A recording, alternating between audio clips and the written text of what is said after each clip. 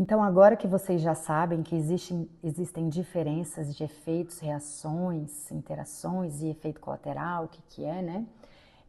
O primeiro classe, digamos assim, dos efeitos adversos observados no tratamento com cannabis é devido a, ou são causados através de interações medicamentosas. A gente sabe que, por exemplo, o CBD é um forte inibidor enzimático do citocromo 450. O que faz com que, quando utiliza medicamento associado, isso pode diminuir o metabolismo daquele outro medicamento, aumentar a concentração daquele produto no corpo e, consequentemente, aumentar efeitos adversos e toxicidade. Alguns medicamentos a gente já sabe que sofrem interações medicamentosas com cannabis. Por exemplo, anticonvulsivantes como clobazam, topiramato, valproato, anticoagulantes como varfarina, imunossupressores, opioides, depressores do sistema nervoso central e alguns alimentos, por exemplo, como cafeína. Então é importante a gente saber qual medicamento aquele paciente está fazendo uso junto com a cannabis e a gente monitorar esse paciente observando os efeitos, porque ajuste de dose vai ser necessário, tanto do produto de cannabis quanto do medicamento que ele está utilizando junto. Muitas vezes a gente precisa reduzir a dose do outro produto. E sim, qualquer tratamento tem risco. E quando a gente fala dos riscos relacionados aos tratamentos com a planta cannabis, a forma de uso, qual tipo de produto a gente está utilizando, tem que sempre ser levado em consideração. Então, na literatura, quando a gente observa os efeitos adversos com a cannabis, muitas vezes decorrentes do abuso e do uso fumado de um produto que a gente não tem controle.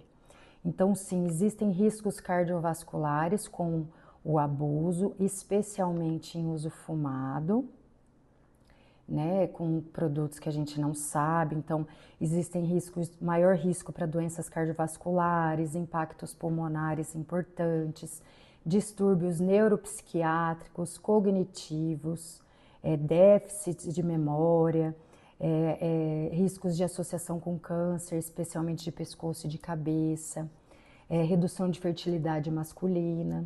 Então a gente precisa ter um cuidado. Quando a gente vê já os riscos relacionados a um uso controlado, médico, né, um uso com acompanhamento de um produto que a gente sabe, um estudo, por exemplo, uma meta-análise com 20 estudos observacionais com mais de 183 milhões de pacientes, não conseguiu revelar uma associação significativa entre o uso de cannabis com aumento para doenças cardiovasculares.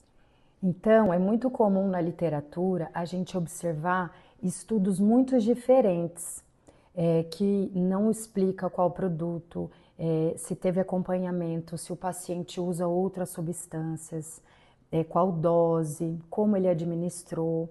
Então é importante que a gente sempre se atenta e tenha esse olhar crítico quando a gente fala sobre a segurança com o cannabis.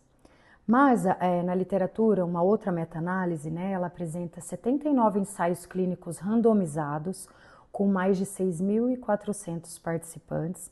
E eles falam que existe um risco aumentado para eventos adversos de curto prazo, incluindo eventos adversos graves.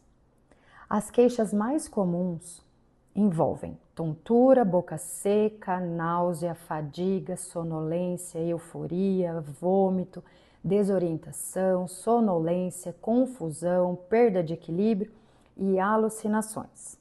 De novo, também aqui um uso médico, quando esses estudos também não conseguiram mostrar que todos de fato tiveram a mesma metodologia para trazer aquele resultado.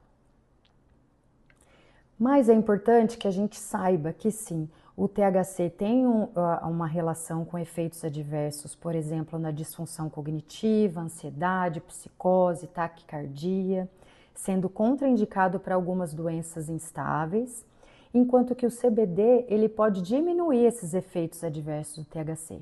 Mas ao mesmo tempo, quando a gente utiliza junto, ele pode aumentar efeito adverso como fadiga e sonolência. Por isso que é importante. Inclusive a literatura mostra que a gente deve começar com dose baixa e aumentar conforme a sensibilidade do paciente, sempre observando os outros tratamentos que aquele paciente utiliza. Então, para fechar essa série de episódios com o tema efeitos adversos no tratamento ou nos tratamentos com a planta cannabis sativa, vou trazer as considerações finais. Contraindicações principais, para o uso medicinal da cannabis: imunocomprometimento, doença renal crônica, doenças cardiovasculares instáveis, transtornos mentais, psicoses, gravidez e amamentação. Reações adversas são geralmente dependentes da dose e da concentração de THC que tem no produto, sonolência, tontura e boca seca. E as interações medicamentosas, a gente precisa observar quais são os medicamentos utilizados juntos, especialmente aqueles que sofrem metabolização hepática através das enzimas CYP450 e depressoras do sistema nervoso central. Isso tudo com embasamento científico na literatura atual e também de evidência clínica, da prática clínica. Então, é muito importante que a gente tenha alguns cuidados. Ter uma seleção apropriada da planta, do produto que a gente está utilizando, se ele tem uma garantia de qualidade, uma padronização de lote. A gente tem que preferir sempre uma via oral e excluir a via fumada, e iniciar com baixa dose, aumentar devagarzinho, observando os efeitos e a sensibilidade do paciente. Um acompanhamento multiprofissional, onde a gente consegue monitorar esses efeitos.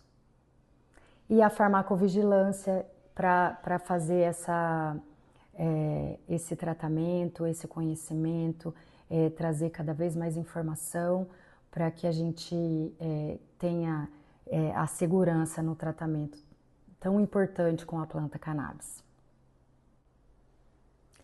Então, só finalizando, não precisamos ter medo, não precisamos ter pressa com o uso medicinal de cannabis, a gente precisa ter cuidado e atenção, assim como qualquer tratamento de saúde e com qualquer tratamento com o ser humano, Sem medo, sem pressa e com cuidado. Espero que vocês tenham gostado dessa série de episódios e mais uma vez eu agradeço muito o convite da professora Eliana Rodrigues por ter me dado essa honra de participar desse canal tão importante para a nossa sociedade. Até mais!